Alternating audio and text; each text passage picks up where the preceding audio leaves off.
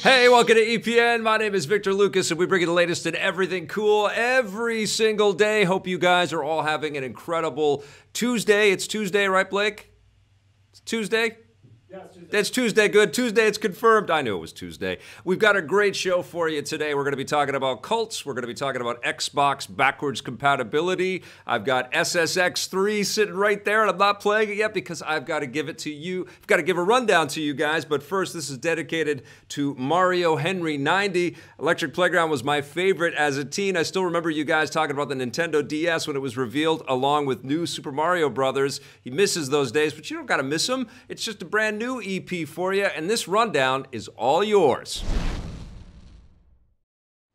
Warner Brothers is praying that they can get the DC movie universe back on track with a bold new project. The studio is reportedly developing a big screen movie based on DC's Birds of Prey, an all-female team of superheroes that in the comics has featured the likes of Barbara Gordon, who's Batgirl, or Oracle, spoiler alert, Black Canary, and Harley Quinn. The studio was previously developing a Gotham City Sirens movie, which had a similar premise, but it looks like that project has morphed into this one. The Birds of Prey film adaptation will be headlined by Suicide Squad star Margot Robbie as Harley Quinn. And as for a director, Deadline reports that Warner Brothers has picked a young filmmaker, Kathy Yan, to helm the project. The only other movie she's directed is the recent Sundance hit Dead Pigs, so this will be her biggest undertaking by far. Expect more details soon. Now, this sounds like a cool project to me. I think that that's an interesting direction to go into. It's been kind of surprising that they haven't kind of leaned in to all of the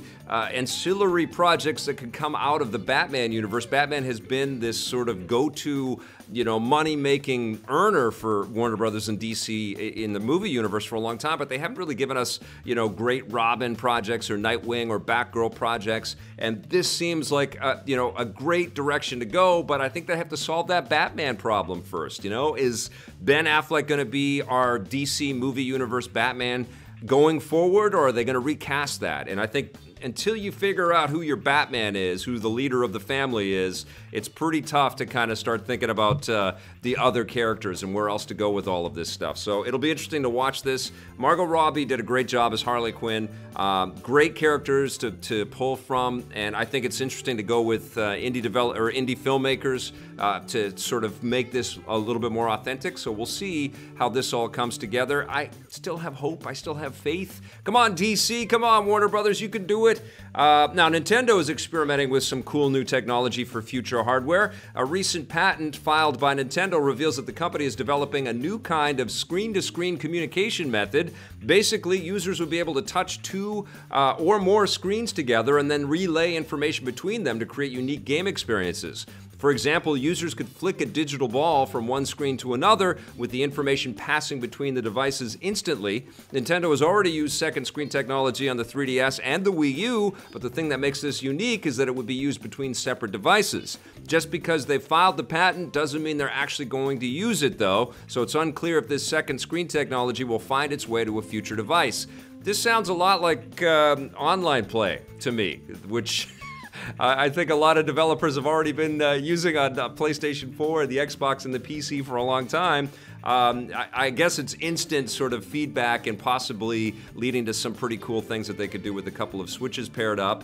But it doesn't seem that, unless we're talking about using the Switch connected to the base station and suddenly it's kind of like a Wii U type of experience and then you can walk away with it. That's pretty cool. One of the functionalities of the Wii U that I kind of miss is that second screen sort of looking down, looking up, what didn't work all the time, but it was kind of cool. And I honestly, when I was playing Zelda Breath of the Wild, I thought, man, it'd be great if I could just look at the map or look at my my tablet and then look up at the screen, instead of having to go into the menus and cycle to the right page and all that stuff. That was one of the cool things about the Wii U. We're all quick to dismiss it, but it was pretty rad, and it's also one of the great things about the 3DS. Remember how skeptical all of us lifers were when they announced the first DS, and then the 3DS, and then the Wii U, but second screen kind of game design is pretty damn cool. I think portable, taking a core experience portable is a better, implementation of that kind of concept,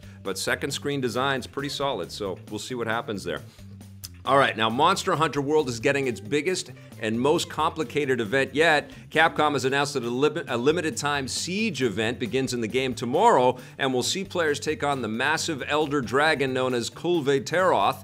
The catch is that, I hope I said that right, the catch is that you'll need no less than 16 different players to bring them down. 16 players will meet up in the game's online gathering hub and then break off into groups of 4 to track them down, with each group's progress contributing to the overall siege. This sounds incredible. It's a little complicated, much like most of the multiplayer in the game. There's no telling how long you'll have to figure it out because Capcom hasn't said when the event will end. This sounds like it's going to be a huge chunk of time. So I think be prepared. I think this is running throughout the whole weekend here, probably. So I would imagine that people are going to be dedicating a huge chunk of time to whittling away the hit points and the life force of this huge elder dragon. I'm looking forward to seeing some footage of all of this stuff. I think that'll be super fun. I skipped the story though. It looks like EA might have learned their lesson from Star Wars Battlefront 2. Speaking with The Verge, EA Worldwide Studios Executive Vice President Patrick Soderlund has spoken out about the controversy surrounding the Battlefront 2 loot boxes and microtransactions. He admits that they made mistakes with the game, which have had an impact on the company, and he promises that they're going to rectify those mistakes and learn from them in the future. Battlefront 2 received harsh criticism for its complicated progression system, which many players claimed was set up specifically to encourage them to spend extra money on loot boxes. The backlash forced EA to overhaul everything, and they're just now reintroducing microtransactions into the game. These new comments from Patrick Soderlund indicate that EA will think twice about using loot boxes and microtransactions in the future. The greatest teacher failure is... Hold on, I gotta do that right. I gotta do it like Yoda. The greatest teacher failure is... Very close. This is great. This is a mea culpa on behalf of a human being at Electronic Arts. They're not just this giant monolithic establishment. People made these games. People made mistakes. And as long as EA really moves to rectify that, and I've heard people reporting that Anthem has learned the people at BioWare developing Anthem have learned a tremendous amount of some of the stumbles that Battlefront 2 has made.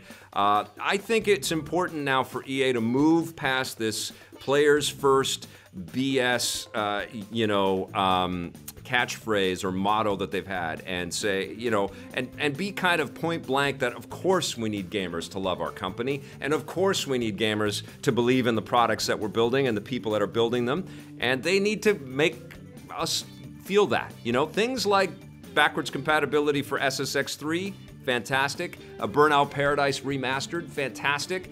Scaling back and sort of relaunching Star Wars Battlefront 2 and listening to people, also a fantastic move. We need more of that. We need more great news from Electronic Arts. They've got the money in the bank. They've got the brands. They've got the history. They certainly have the development talent to turn things around. And that's precisely what I'm expecting them to do. And I think that they're going to have a good E3 with lots of good announcements and good news. They need to, also figure out the Need for Speed brand as well. That's been kind of squandered the last couple of hits, attempts, steps up to the bat. That's the analogy that I was looking for. All right, after shooting an air ball, speaking of sports metaphors, a new basketball franchise is hoping for a slam dunk. Developer Saber Interactive has announced that NBA Playgrounds 2, a sequel to last year's arcade-style basketball game, which was all right. This time around, they're doubling down on the online content because the game will have a new season mode as well as a new championship ranked mode with different divisions. It's no surprise that they're adding more online features. The first NBA Playgrounds received mostly mediocre reviews, but one aspect players enjoyed was the online component. So hopefully it will be better this time around. NBA Playgrounds will hit the PS4, Xbox One, PC, and Switch this summer. This sounds great. I mean, arcade basketball is a staple. It's a great part of the video game industry and our history. NBA Jam is sort of sitting on the bench. Another sports analogy for you. Don't know why. In the interim, NBA Playgrounds can come out and sort of give us the sort of arcade basketball experience that we're all looking for, especially those that, play couch co-op. The Switch is a perfect machine for something like this. That's the system that I played the first Playgrounds on. My only advice to Saber Interactive is that if they manage to pull this off and sink that 3 or whatever sports analogy you want to use, don't do another one for a few more years. Let NBA Playgrounds 2 live.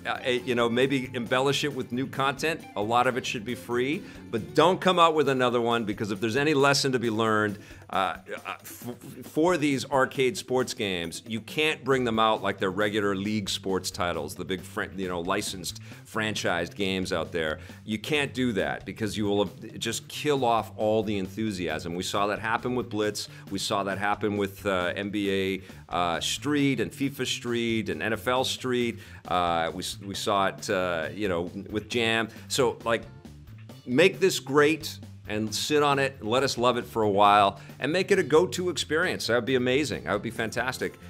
Chances are, if they do that, then EA, the slumbering giant, will wake up and go, wait a minute, we have NBA Jam. People want it. Let's crush them. And we might have an arcade sports war again, which would be all right. FIFA Street, if you can bring that back, that would rock.